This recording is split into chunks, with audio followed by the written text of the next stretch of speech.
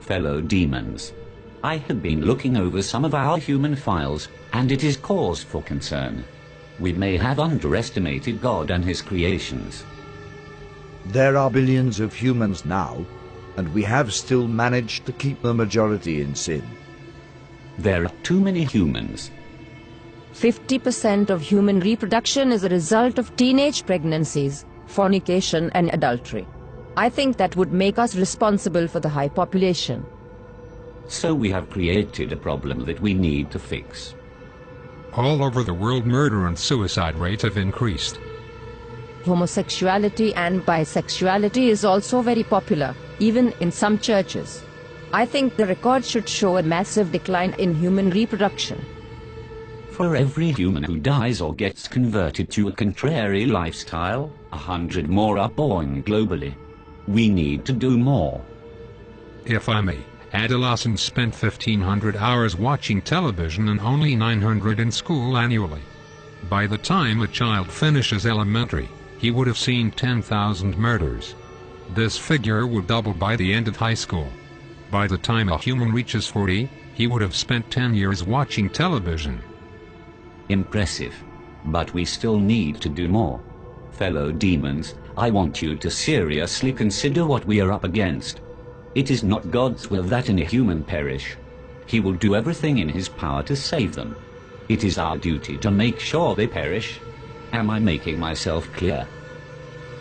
We have been targeting Christians and have destroyed the desire of many for God's word and prayer.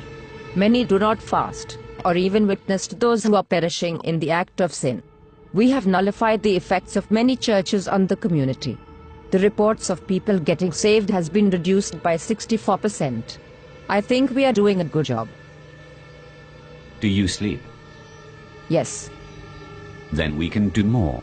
No demon in this room is supposed to find time to sleep and eat. Now tell me where we stand with our attack on the churches.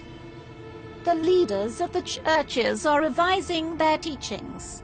They encourage members to get back to the Word. What they don't know is, less than half an hour is given to Bible reading in any given week, which amounts to less than 26 hours for the year. Christians have lost the desire to read the very words that tell them how to live. The result is, they mix the sacred with the profane, surrendering all hope of them making it into heaven. Wonderful. Now we have to find a way to force human reproduction into a massive decline. We are thinking a global recession.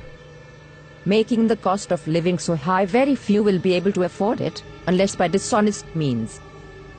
The need for money will be so great, and job opportunities so limited, that crime and violence will escalate to alarming levels in many countries. Guns will fall off the market like chewing gums. The prisons will be overcrowded. The graves will expand like hell itself. That should take care of 15% of the population. What else do we have?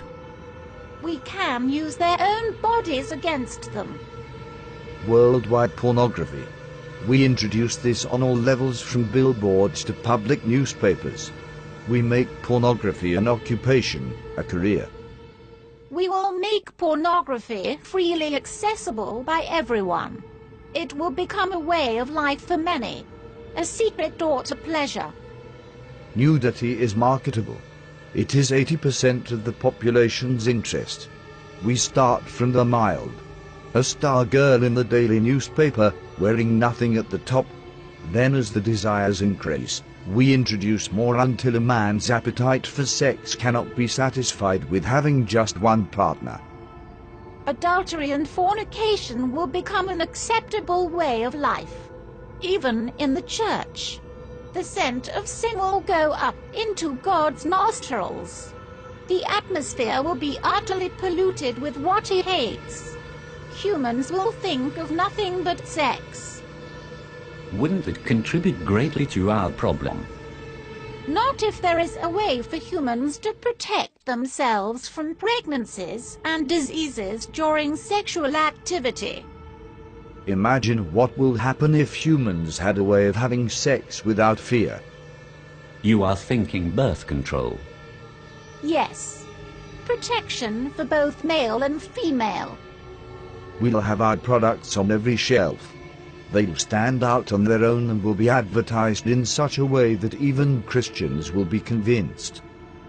Once that is established, childbirth will decrease. And sexual activity will rise. Exactly. Sounds real good so far. What else do we have? There is something that we have noticed about these humans over the years. It seems like great emphasis is placed on self. They seem to have forgotten that self-denial is a prerequisite to a Christ-centered life. The self, it seems, have taken top priority. I expected as much. We think it would be good if we applied even greater pressure in this area. Spice up this world a bit. Make material things a lot more attractive to the human eye. This will increase their desire for gain and decrease their passion for God. Men shall be lovers of pleasures rather than lovers of God. Humans have always preferred instant pleasure above spiritual gain. They spend more time on themselves than they do with anything concerning God. Indeed. But all these are outer attacks. It is their minds that we need to control.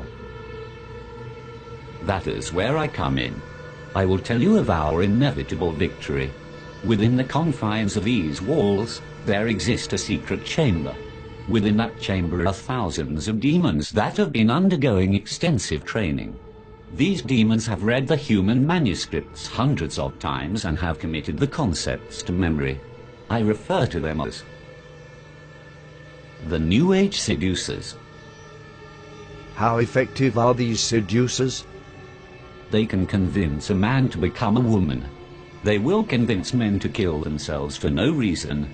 They will seduce men into having sexual relations with animals. That should turn the stomach of heaven. Precisely. Men will turn on each other within their own groups. The church will be against the church. Politicians against politician. Family against family. The seducers can accomplish this? Without a doubt. Once each group is divided, they'll be unable to stand. There will be some who will only listen to the voice of God. A minority at best. Humans no longer see the need to protect their minds, thanks to our influence through the media. They entertain every thought, every fantasy, and every lust. Many don't know who they are, or whose they are, and that is a great advantage for us.